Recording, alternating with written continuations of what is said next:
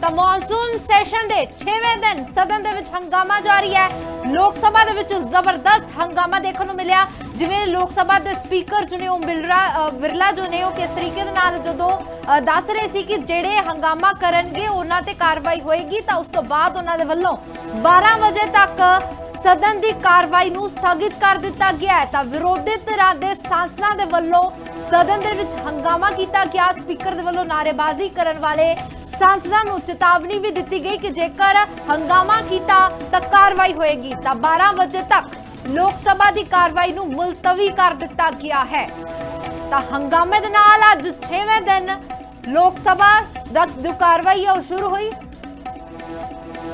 तो लगातार इस खबर ते मेरे नाल न्यूज़ रूम तो नैशनल एडिटर सुदेश नैन जुड़े हुए ने। सुदेश, जेकर गल की जाए तो अज 6वां दिन है, किस तरीके दे नाल अज बिल भी लिआंदा जाना है, पर उस तो पहले विरोधी धिरां दे वल्लों जो सदन दे विच हंगामा किया गया और जिस तरीके दे नाल लोक सभा के स्पीकर दे वल्लों चेतावनी भी दी गई है सांसदां नूं, किवें देखिया जावे? बिल्कुल जन्नत, क्योंकि यहाँ पर विपक्ष की दो मुख्य मांगे अब हैं। सदन के भीतर जो आपने हंगामा देखा, एक तो बच्चों को लेकर बहुत आशंकित है कि सरकार उन पर कोई एक्शन ना ले। हालांकि आश्वस्त किया गया कि कोई एक्शन नहीं लिया जाएगा जो प्रदर्शनकारी छात्र छात्राएं हैं। दूसरा ये कि वो रिफॉर्म चाहते हैं, एजुकेशन सिस्टम में रिफॉर्म की बात भी है। ठीक है, आप पुराने बिल के अंदर संशोधन कर रहे हो, सख्त कानून बना रहे हो, लेकिन सवाल ये भी उठता कि कानून पहले से था, वो डर कैसे होगा, वो शिक्षा में सुधार कैसे होगा। तो अब एजुकेशन रिफॉर्म की बात को लेकर विपक्ष काफी तलख नजर आ रहा है। शिक्षा सुधार को लेकर सरकार की तरफ से भी ऐसा नहीं कि कोशिशें नहीं की जा रही हैं। एक तो आप देख रहे कि बिल लेकर आ रही संशोधन होगा पिछले 2024 वाले बिल के अंदर, लेकिन साथ में आपको बता दें कि यहां पर सरकार ने, खुद प्रधानमंत्री नरेंद्र मोदी ने एक वीडियो जारी करके जानकारी दी थी कि शिक्षा में सुधार के लिए उन्होंने हाई पावर टास्क फोर्स का गठन किया है। सुदेश, एक सेकंड में तुहानू रोक रही हैं, जानकारी सांझी करदा कि राज्यसभा की कार्रवाई भी मुलतवी हो चुकी है, तो दोवें सदनां की कार्रवाई इत्थे मुलतवी हो चुकी है। तुसीं कंटिन्यू कर सकते हो सुदेश। जी बिल्कुल, और ये हंगामा हमें आगे भी देखने को मिलेगा। जब बिल सदन के पटल पर रखा भी जाएगा तभी विपक्ष कड़े और तीखे सवाल पूछेगा सरकार से। लेकिन हम बात करें कि शिक्षा में सुधार कैसे होगा, सबसे बड़ा मुद्दा यही है। और इस छात्रों के आंदोलन के पीछे भी सबसे बड़ी वजह यही थी कि शिक्षा में सुधार किस दिन होगा। आप कानून पर कानून बनाते रहिएगा, आप यहाँ पर कुछ भी बदलाव कीजिएगा कानून में। आज भी बदलाव होने जा रहा है, 5 साल से सजा को 10 साल कर देंगे, 1 करोड़ की बजाय आप जुर्माना 10 करोड़ कर देंगे। लेकिन बात है पूरी शिक्षा प्रणाली का, उसमें सुधार कैसे होगा, कैसे पेपर लीक रोका जाएगा। ठीक है, पेपर लीक हो जाता है, उसके बाद आप सजा ये देंगे, लेकिन पेपर लीक ही ना हो। और पारदर्शी तरीके से शिक्षा प्रणाली को कैसे मजबूत किया जाए, निष्पक्ष तरीके से कैसे पेपर होने चाहिए, ये सबसे बड़ा सवाल अभी भी बना हुआ है। इसी को लेकर विपक्ष अड़ा हुआ है कि आप सुनिश्चित कीजिएगा, सरकार की जवाबदेही भी तय होनी चाहिए।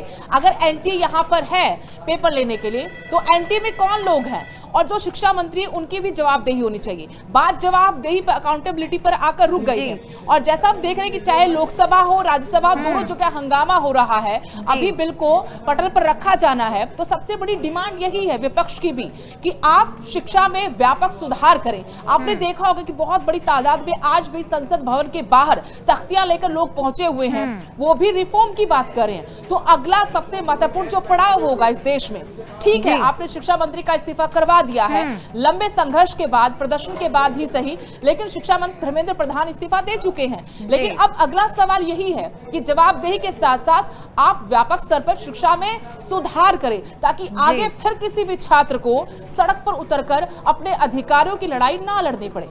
सुदेश, ये कहना वाजिब होगा कि जिस तरीके से पेपर लीक, और ये कोई पहला मामला नहीं है 2024 में, और आने वाले सालों, पिछले सालों की बात की जाए तो हम देखते हैं कि हर राज्य के जो पेपर हैं वो लीक होने की खबरें हमारे पास आती हैं। लेकिन इसी वजह से क्या स्टूडेंट्स के मन में जो है कि कहीं ना कहीं ये आशंका बनी हुई है और सरकार के प्रति उनकी तरफ विरोध ज़्यादा बढ़ रहा है, और इस बिल को लाने के लिए भी वो कहीं ना कहीं ये डिमांड रख रहे हैं कि सरकार बिल तो ले आएगी, सज़ा में बदलाव किया जाएगा, लेकिन पेपर लीक होने से रोका जाएगा। क्या इसमें जो प्रावधान है उसके लिए क्या सरकार कर रही है? जब तक सजा नहीं होगी कुछ नहीं होगा। लेकिन यहाँ पर सबसे महत्वपूर्ण ये है कि 2024 में नीट का ही पेपर लीक हुआ था, आरोपी पकड़े भी गए थे।